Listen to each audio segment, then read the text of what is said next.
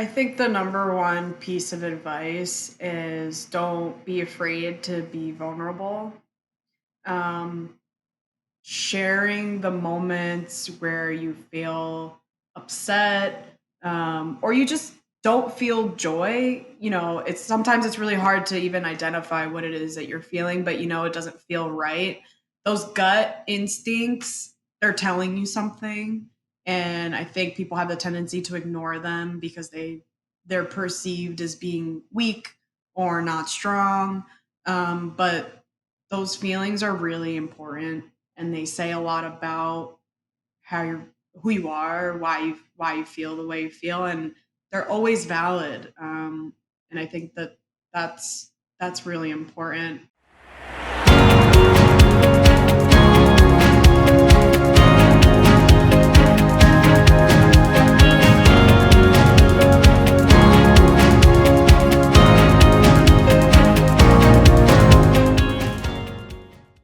Our next guest works in a male dominated industry, but has risen through the ranks to become an operations manager at a large construction management firm in the US.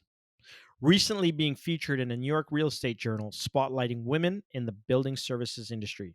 A child of two immigrants from the Dominican Republic, she repressed many microaggressions and traumas in order to survive and thrive in a society that made it difficult. I met her husband last year through a mutual friend, and when I was launching the show, I asked if she'd come on and share her lived experiences for our guests to better understand the trauma experienced by the Latinx community. I'm excited for a candid conversation with this no BS lady. Gabriella, welcome to the show. How's it going? Hi, thanks so much for having me. I'm doing really well. Enjoying a beautiful day here in New Jersey. It looks beautiful. I tell you, in Canada, it's I don't know what the conversion is, but it's 18 degrees Celsius, so it's a little bit cool for July, August. Yeah, Um, but it's about the same. It's about the same here. We had it's a really about the same. warm last night, so it's like 80 degrees Fahrenheit, which is like a really nice, cool day, I guess. Yes, it's a cool. It's definitely not global warming. I'm just kidding. That's a whole other conversation we can A have. whole other conversation. Absolutely. So Yeah. listen, tell me what it was like being born in the Dominican Republic and then growing up in New Jersey. Sure. So we moved to the United States while I was really young. I was like 9 months old. So the experiences I have, before that age are just the memories I see via like videos and recordings and things like that. Um, but when we moved to the US, my parents moved to Paterson, New Jersey. It's in Bergen County, but it's a pretty like lower middle class type neighborhood. We moved in with family, so we lived on the third floor of a three-family home, and that was because they didn't know anybody else. A lot of family at the time had started moving, but we were one of the first to make the full time move. The community was extremely diverse. A lot of other Latinx communities had moved in there, but there were definitely other Asian communities represented as well.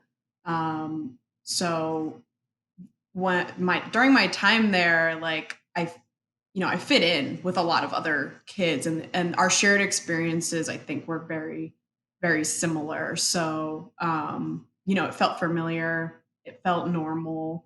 The relationship between parents, between children, between teachers and children were all very very similar. It wasn't until we moved to Fairlawn, which is more middle class, upper middle class, even, and white, that things started to really shift for me. I started to stand out a little more. I knew I was different. I knew my home was different. My life was just very different from other people. So, um, and it wasn't necessarily bad. I don't think I was aware of what all those differences meant. I think I took a lot of it on as a personal thing as opposed to like a community, or a family, coming from a certain place.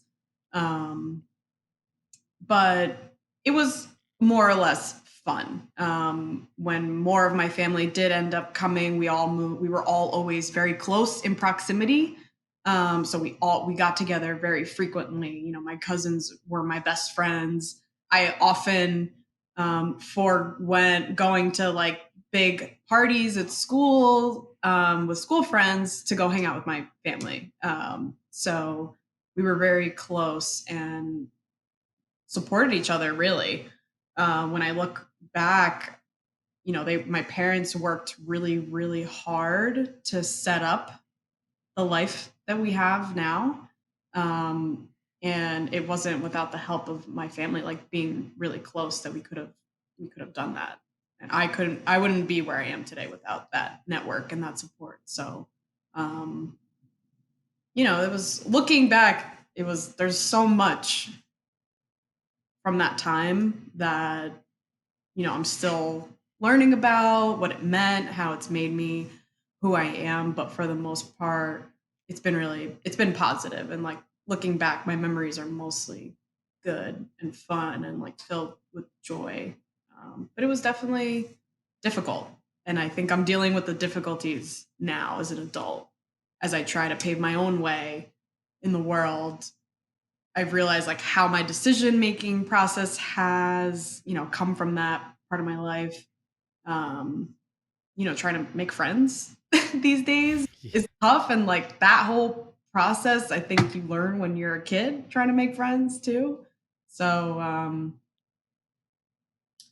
I don't know, extremely informative, but honestly, not until now as an adult that I've really started to look back, um, on It's it. interesting because as you start to look back is when you get to, look at context as to how you've become the individual that you are today. And Exactly. one of the things that you mentioned was belonging and then moving to a place where you no longer felt you belonged Yeah. and you stood out. And how did that make you feel when you were no longer one of everyone else? Like you didn't just look like everyone else. How did that make you feel? I mean, my immediate response was to fit in. I knew I didn't, just like on my own, how when I first got there and like as I was, but I immediately tried to do everything physically, I think, that I could to change, my clothes, my style, even how I did my hair, like stuff like that. The music I listened to, um, the shows we were watching, all that kind of stuff, I immediately tried to fit in immediately. And I struggled a lot. Like I look back at photos and my family and close friends now, we laugh at like the different phases that I went through in my appearance. And it's really just all symbolic of like what I was struggling to identify as a young kid. Um, Do you I feel that It's still now as an adult that I feel like I don't need as much of the external to feel like I belong. It's much more interpersonal, talking with people, like sharing our experiences, and like even if it's totally different, just knowing that people have shared the same feelings, has meant a lot more to me than do you wear hoop earrings because I wear hoop earrings kind of. do you feel it sometimes that you abandon or you felt like you abandoned some of your roots to your culture? Absolutely. Absolutely. And some of that was inflicted by accident. So Spanish was my first language, but then we immediately went to school. I started going to school at age 2 because I needed to learn English first to kind of catch up. And then beyond that, like I never went back to Spanish being my primary language, even though it was the dominant language spoken in my household. My parents wanted my sister and I to keep speaking English because that was how they were going to learn too. So we were like tools really for them, and vehicles to practice. And slowly we just started speaking less and less. I still speak it to this day because I have a lot of family in Dominican Republic that does not speak English well, but for the most part, English is the dominant language of my life, and I felt like that was kind of forced on me. Even in school, I experienced this like weird dichotomy where at home, what the Spanish I was learning in school was not the Spanish dialect that my family was speaking, and I was being spoken to at home. And then when I would go speak that language in school, it wasn't the proper Spanish, from Spain or whatever that they were teaching us. So then I just like, well, I can't win because I go home and I'm wrong. I go to school and I'm wrong. So I'm just not going to speak it at all. I'm just going to stick to English. Um, Wow. so that's just an example, of one part of that experience that I felt like it was just lose lose. So I just gave up on it You all. just gave up. You Yeah. mentioned something that is commonplace within a lot of ethnic communities, which is your hair, right? Yeah. People do different things to their hair to sort of fit in. I've got friends from various backgrounds, and the hair product that people use to just sort of like relax their hair, make it less curly, whatever the case may be. Like, is that something that you found help you fit in, and how did that make you feel in terms of having to shift who you were as an individual to kind of fit into this society around you? Yeah, it's something I'm still struggling with as far as like having that conversation with older adults in my family, in particular, like my mom. Like she's still unwrapping like what that has meant for me as an adult. Um, but very early on, I was told that curly hair is ugly. It's not classy, it's not glamorous. So any event or any holiday or anything major like that, I always had to straighten my hair. Um, and even playing sports and sweating, my hair is curly. Um, I always had to like cover it up. I couldn't like let my curly hair show sometimes. Like there were environments and settings where it was appropriate and where it wasn't. And, it's again not until now as an adult that I'm just like, I am letting my curly hair shine because I should feel no shame about where this hair comes from. And it comes from my African roots, and the native cultures in my country. So, um, and and I talk a lot more about it because I don't think again that was something my friends growing up that was never a conversation for them ever between parents, between friends, and now that they're seeing my curly hair a lot more, they're like, "Wow, your curly hair is so great." And I'm just like, "Yeah, I'm really trying to live it up." That's Well, and also it's funny that you me. mentioned that because it's never a decision for other people, whereas it was a conversation, it was a thought process, it was something that you had to manage internally Oh, in yeah. terms of like other people's opinions, your own opinion, and you know, people don't realize the psychological trauma that that can create for a young person trying to fit in society and find their way and who they are authentically themselves and sort of like masking themselves to sort of fit Yeah. in. And you shared something with me in a private conversation around last year, the incident with George Floyd and how it affected you. You had people reach out to you from university and school and friends, and um it really sent you on a journey of self-discovery and to do a deep dive on you as an individual. Do you want to maybe share with us what that was like for yourself? Sure. So, I had been going through a personal journey with a therapist even before that, but we had never really touched on identity. Um, Belonging was something that I had discussed with her, but we didn't really go in. We hadn't gotten to it yet, and so when um, George Floyd was murdered, and it was all over the TV, and there was so many discussions about Black Lives Matter. Not that it hadn't happened before, because that movement had very much been alive before that, but there was so much more conversation, more robust. I was hearing it from all corners of my life versus just like from my friends. Like it has now reached the workplace and other areas. So um, there was also a parallel conversation happening in circles that I had seen on my social media feed amongst um, the Latinx community and the colorism that exists there as well. And then even more detailed was the conversation in Dominican Republic about Haitians and why Black Dominicans have so much hate, and white Dominicans, all Dominicans have so much hate towards Haiti and the people of Haiti, and like where that comes from.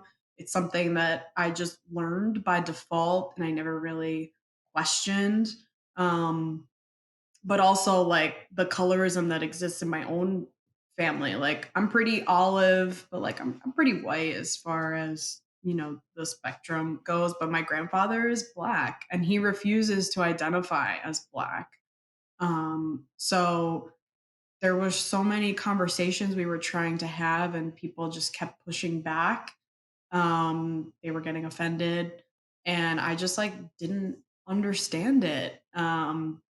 And so I bought all the books. I just started reading up on the history of the two nations. And like I knew the basics, but I didn't really understand the involvement and how imperialism from the United States and colonialism from Spain and France, and like how all those forces had informed the narrative that we are now continuing to share about Blacks and Dominicans. And I learned so much.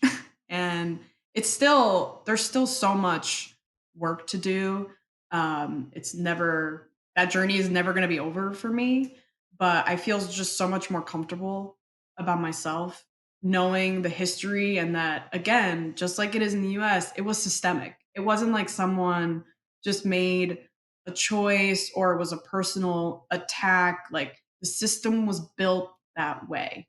And so now it's just a matter of unlearning all of those facts, all of those stories that were just pushed upon us as a people, and doing better for the next generation of Dominicans, and not continuing to propel the stories that divide us. So it's I been l- I interesting. literally have chills and goosebumps happening right now because you did what I hope more people do is just not take the narrative and accept. You Yeah. started to look at the information you were provided and ask yourself, does this make sense? And if it doesn't, where do I get context on the situation? And you did the work. And that's just something I absolutely wish for everyone to do, to take what you did and have that happen in their own life. And it's a never ending journey. Like you said, it's something that you're constantly evolving as you move through it. There Yeah. was an incident you had mentioned, and I don't even know it, with a classmate, or someone from university. Um, I wanted to ask you the last time, so I'm going to ask you on the show what Sure. exactly transpired, and how did that shape your thinking? So, I mean, throughout the pandemic, I feel like there was a lot more outreach with everyone. You were constantly checking in with friends, with family. How are you doing? Has anything changed for you? Is there something I can do to help? Um, but when the George Floyd and all of the protests and things started erupting, I was getting a lot more from people that I don't hear from on a regular basis, like, not weekly, but maybe like once every other month or so. Um, so I just started to really think, but there was one text from one of my best friends from college, but this was never a topic we have ever talked about. So it caught me off guard, but the text had said, how are you doing with all of this?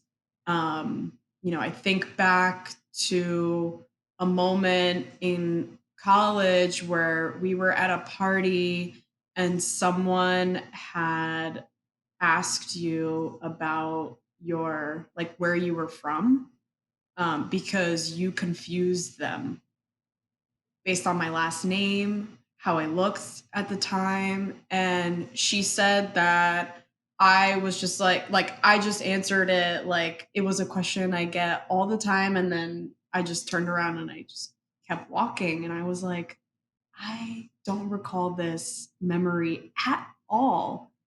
Um, and there have been other times when people have raised that question to me or have just straight up asked me like, "Oh, you're Dominican or are you black?" And like I've never really thought about it, but she said that she was so surprised because she wasn't sure at the time how I was going to answer. She's like, "I was offended for you that someone would even ask that." And again, I don't really remember what the setting was, but she felt it was really inappropriate at the time.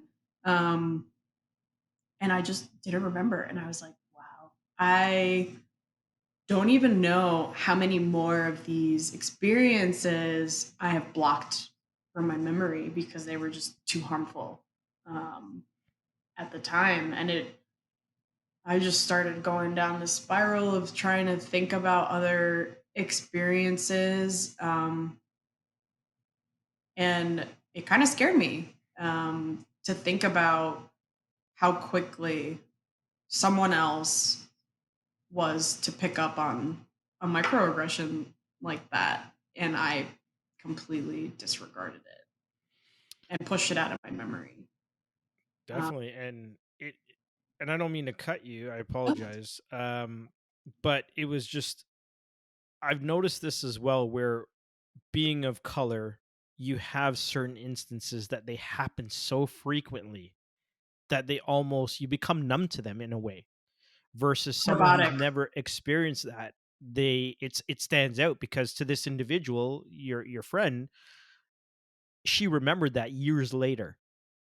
But for you, for the life of you, you could not pull the memory of that very what she articulated, a real incident that she has kept with her for time, right? So Right. I can't even imagine what that would look like, and I can appreciate how that could be something that is very scary.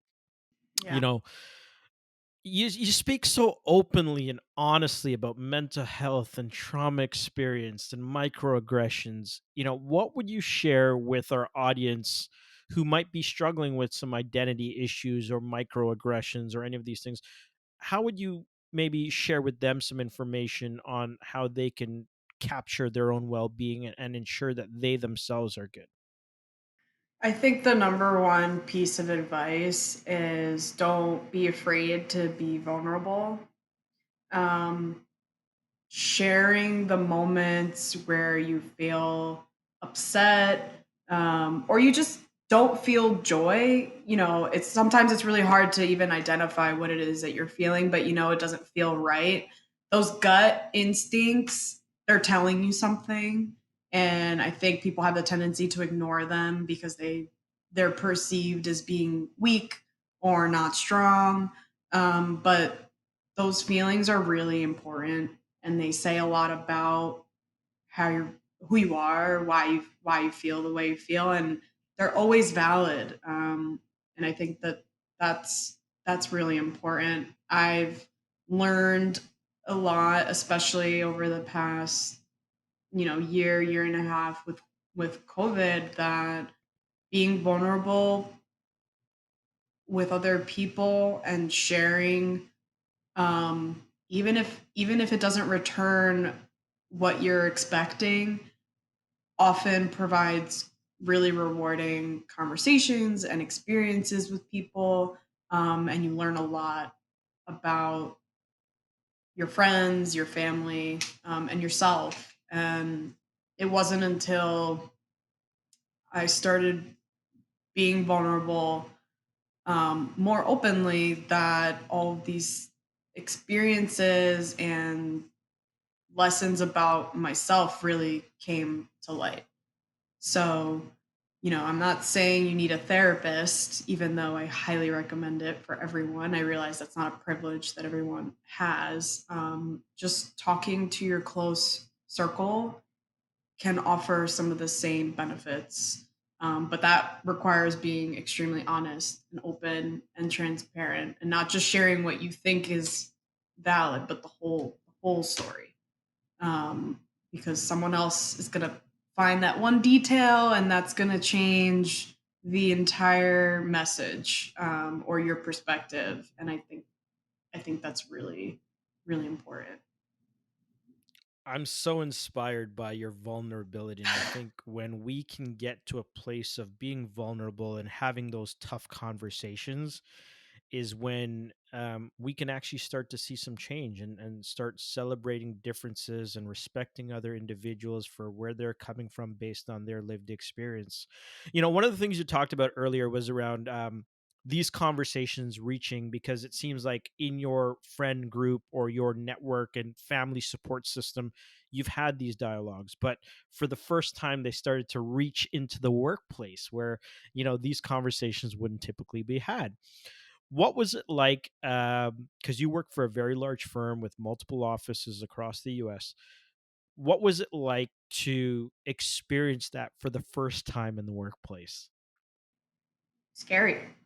Again, because my experience at not just this company, but my past companies in college, studying this track and line of work, we've females and then Latin females have been a very minority group in the construction industry. So um, I it's just so it's so scary, because it's like you're the first. It feels like you're the first every time you walk into the room. Um, Granted, the numbers are getting better. Um, over the past year, the conversations that we've been having, I think I'm no longer afraid to be the first person to talk. I think when I first started out, I definitely was more intimidated. But now I also feel a sense of responsibility for the younger generations coming. I mean, I've been working almost 10 years already. So I don't, even though I feel like I'm in my early 20s, I'm definitely not. Like, I'm already someone who's seasoned. So I feel like I need to lead by example now, which is a different set of fears that I have. Um, but it's still really hard, because there's always new people in the room, other perspectives, and you never know how it's going to be received. But I think I just have a new sense of confidence and like validation from myself and other, closer confidants, that like I'm not going to react anymore to someone else's response to my stories as I may have in the past. My experience is valid, and even if you can't relate or you don't agree with whatever perspective it is I'm sharing about, it's not going to affect me anymore. So I'm just sharing it because maybe that'll give someone else the confidence to share their story, or maybe someone else does relate and I've just made them feel a little bit more comfortable.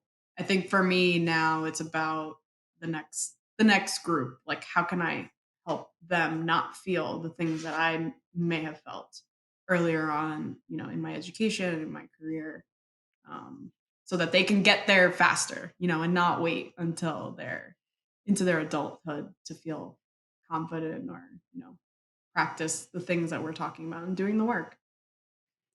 And that right there, folks, is exactly why I had to have her on the show, because it's exactly what we're here to do, is to provide that space to allow those lived experiences to come out. And even if it's not your experience, you did not walk a mile in her shoes, you can appreciate where she's coming from based on her very real, visceral, lived experience. You touched on something around that I always talk about is intent versus impact, right? So your intent is you have these great intentions to want to help, to lead by example, but you never know how it's going to impact other people on the room, and which then can cause or spark a reaction that then causes or spark a reaction in yourself, which it gets very emotional. We were actually just talking about that this morning. How have you found in these very emotional experiences to be level headed when people are coming at you with what sometimes feels like an attack, a personal attack? Right. So one of the first things I learned in my therapy journey was that people's reactions is about them. It's never about you. Something that you said triggered something going on for them. And so you have to temper your response accordingly. Not to say that, every action isn't warranted sometimes. Sometimes it comes out of left field and it's unfair. But you can always tailor your response. And I think I've just learned that through seeing it play out in myself, and it's gonna happen. And it just doesn't bother me anymore. I don't react to it. And it's also like there's a specific different distance with people at work that I think most people try to keep. Of course, you always have your close colleagues and friends, but for the most part, not everyone knows everything about everyone. So I think it's just bringing that to the conversations. And for the most part, if you have good intentions, you really are trying to have inclusive conversations, non-judgmental conversations. I think you'll see less and less of the reactions, the negative reactions that you might get. Most of the people participating in these conversations come with an open mind, knowing that someone might say something that they don't necessarily agree with, but are willing to listen to anyway. It's typically the people that you don't see participating that you have to worry about, but that almost never plays out in a forum like a conversation or a round table or anything like that. So it's like that's a whole other set of challenges that brings. So Definitely. And I'm going to use a stereotype here just because I know it and I've lived it, is that the hoop earrings don't come off, right? no. Never. Oh my goodness. Well, listen, that is so real and such great advice, and I think that, for people out there, really what we're hearing is engaging in these conversations with open minds, right? And allowing other people to have space to share that with you, and allowing you to take that as a reference point, if you will, as to how other people are moving through the world. Being in the construction industry is my father worked in that industry. It is very male dominated in some respects. There's a lot of chauvinism that shows up in the workplace. Have you ever, and you don't have to name names, you don't have to do anything, but have you experienced that yourself in terms of like how you are perceived in certain rooms? Because you're not a low level employee, or entry level, I should say, employee. You are in management, and sometimes those behaviors from people who have been around the industry for a long time, it's difficult for them to change. How have you experienced that, and what's been your response or reaction to that? So, I think earlier on, especially when I was a project manager and I was more involved on at the project level, so on job sites where there were a lot more people around, it happened way more often, and it was very direct. I would get comments like people just asking who I am, and they're like, "Oh, she's the project manager," and someone would say like, "Can she even lift XYZ?" Has she ever touched a hammer before? Um, Silly things like that. I never responded. And I think before it was because I didn't know how to. I was afraid of being emotional and saying the wrong thing, so I just never said anything at all. Um, Now I'm just not even going to waste my time because I deserve to be where I am, and nothing you could say is going to change that. Like, the people who have held me up and supported me and pushed me to where I am today know that I work really hard and I deserve to be here, so I'm not really worried about your lack of confidence and your intimidation by me. Now in my role now, where I'm more internal and, more executive level facing, sometimes my fears are around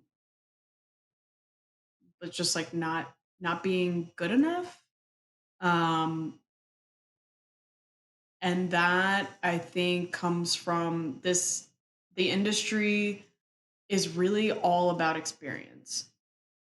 You could have all of the education, you could have all of the certifications, but if you physically have never done it, it almost doesn't matter. And so, give it, because I am so green still by, definition of this, by the standards set by this industry, um, that is something that I feel like comes, that it's going to take time. And so when people do give me accolades, I'm just like, I feel like I don't deserve it because I haven't been doing this for very long. So, like, I may be good at what I do, but there's definitely people who are been doing it for much longer, maybe.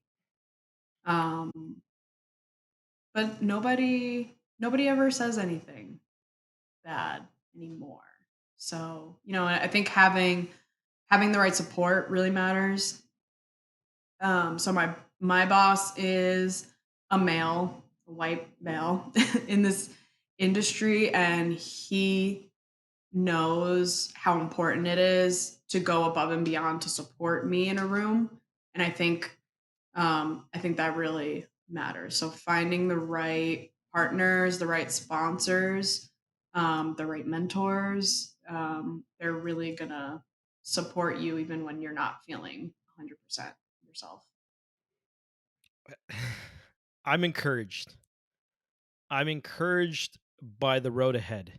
I know that you say you still feel green even though you've been in the industry for 10 years plus, but I'm encouraged with what you will do for the industry in another 10 years because people with your voice, your determination, your work ethic, and understanding the alignment required to move the needle um, is what we really need in this fight for equality and for inclusivity. So just keep pushing, and know that we're here supporting you and rooting for you because it's necessary. The more champions that are out there preaching this message, the better it is for everyone involved.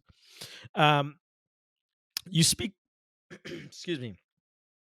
I'm literally choked up because as I'm listening to you, I'm just thinking to myself like, man, would I ever want my daughter to be this confident and this vulnerable and have this kind of empathy and compassion for other people and understanding. It's truly amazing.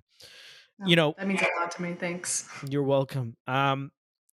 Being in the construction industry, you know, tell me your thoughts and opinions on equity for women and other minorities and how it can be improved in this very male dominated industry. So, I think it all starts again with having more of an open mind. I think in the past, the the industry had favored people with, again, who had grown up with some kind of experience in construction, whether that was a family member that worked there or they got their hands dirty. helping someone out, or they themselves are very handy and they like to do projects, around the house or whatnot. Um,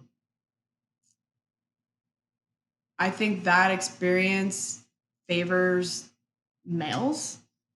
And so when they then go to school or not, or go into trades, they already have that, and that is just like any other form of privilege. And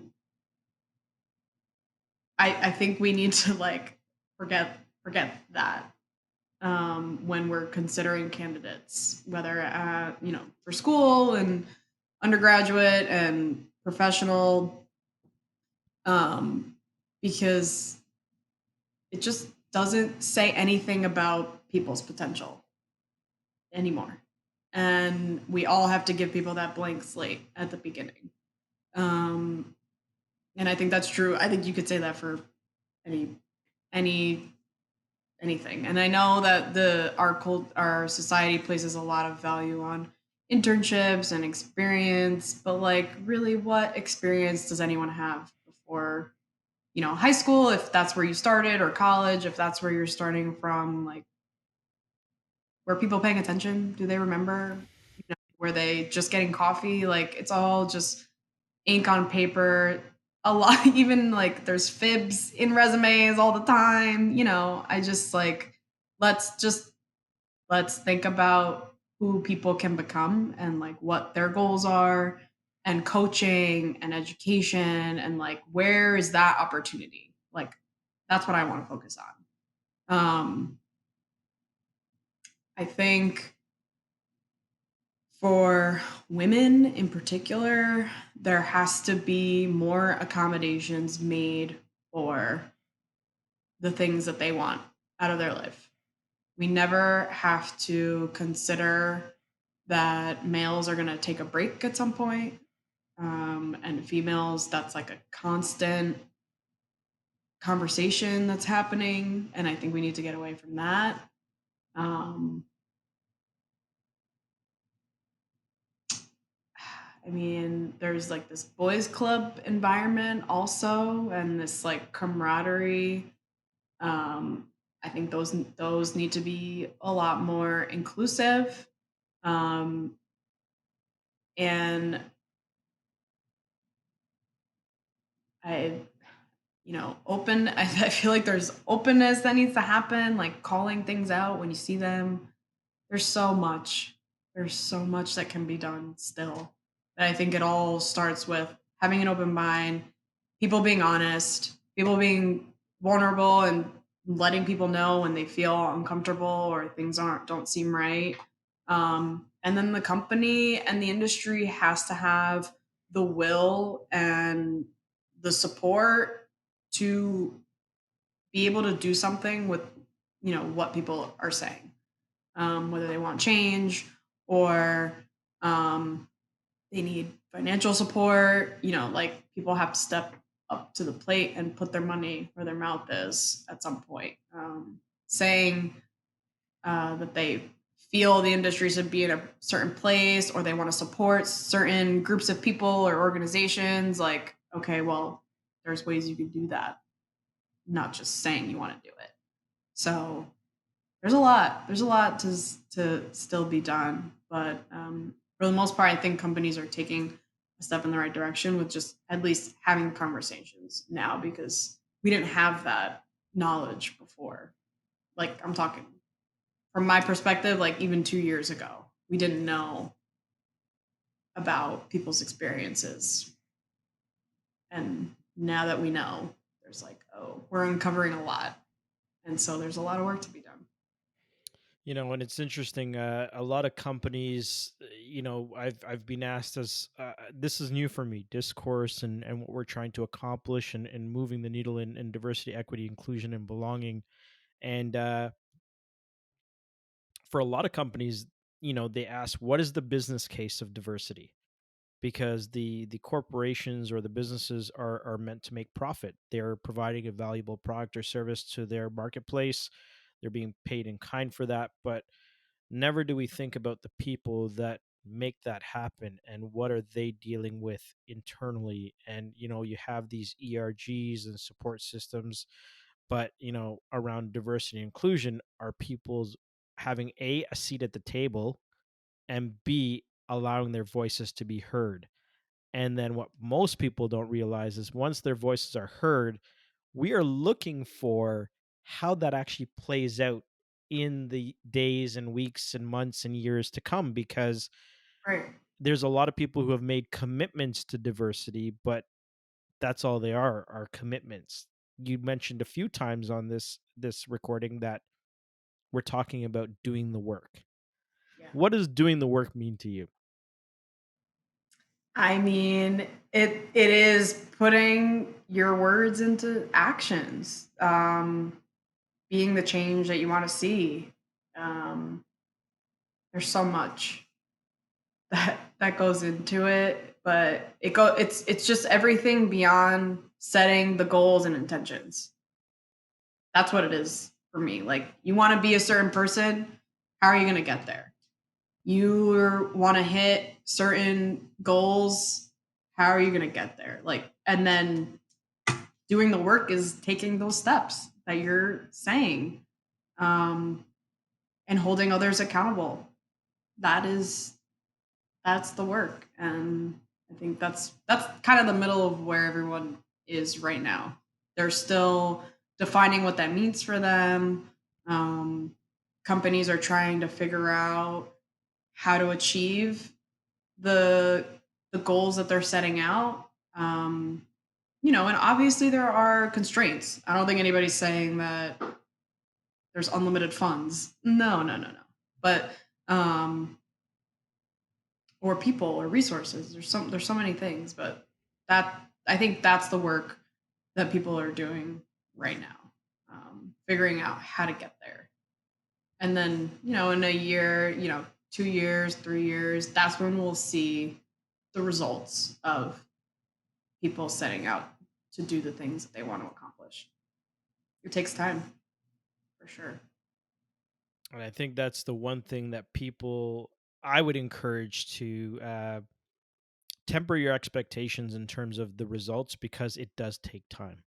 These very big shifts in your organization, as long as you're seeing the work being done, it'll take time, because when you're moving a ship in an ocean just 1 degree, that takes a lot of time. And when we're talking about taking traditional industries who are dominated by certain cultures or races or ethnicities, it takes time, but that commitment backed up by the action is where we really want it to go. And it seems like your organization is doing a great job at that. I've taken a look at everything that I've seen, and some of the things that you said and that you've put in place, and you're inspired by what's happening there. And I really am thankful that people like yourself are a part of the conversations and the dialogues, because that is what needs to happen. I've got a curiosity question, because this is always something that uh, I find to be interesting. Like you said earlier, you are olive skin, but kind of towards more of the Caucasian side. Do you ever feel like you are not included in some conversations around diversity because you're not dark enough? Yeah. Oh yeah.